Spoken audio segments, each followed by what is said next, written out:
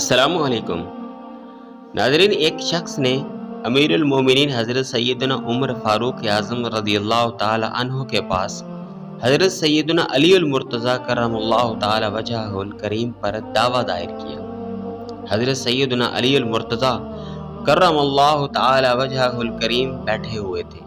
हज़रत सैयदना उमर फ़ारूक रज़ियल्लाहु ताला अन्हु ने इनकी तरफ मुतवज्जे हुए और फरमाया, ए अबुल हसन, खड़े हो जाएं और अपने मुखालिफ के साथ बैठ जाएं और बातचीत कर लें। वो शख्स चला गया और हज़रत सैयदना अली मुर्तज़ा करमल्लाहु ताला वजहुल करीम अपनी जगह पर लौट आए।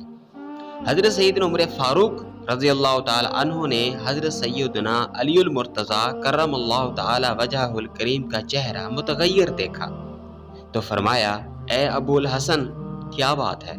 मैं तुम्हारा चेहरा मुतगय्यर देखता हूँ। जो कुछ हुआ है क्या तुम्हें बुरा लगा है? हज़रत सैयदना अली मुर्तज़ा करमल्लाहु ताला वजहुल करीम ने अर्ज़ की, जी हाँ। हज़रत सैयदना उमर फ़ारूक रज़ियल्लाहु ताला अन्हु ने पूछा, किस वजह से?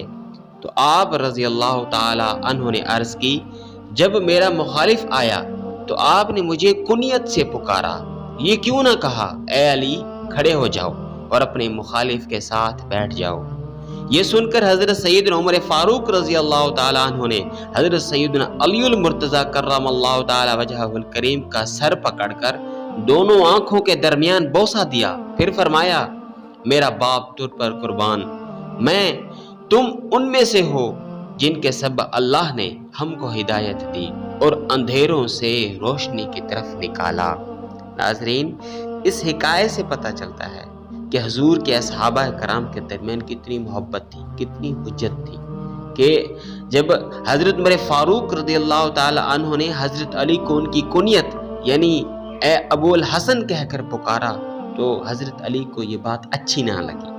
फिर उन्होंने हुज्जत की और इसका इजहार किया कि जी हाँ, जो कुछ हुआ मुझे ये अच्छा नहीं लगाया।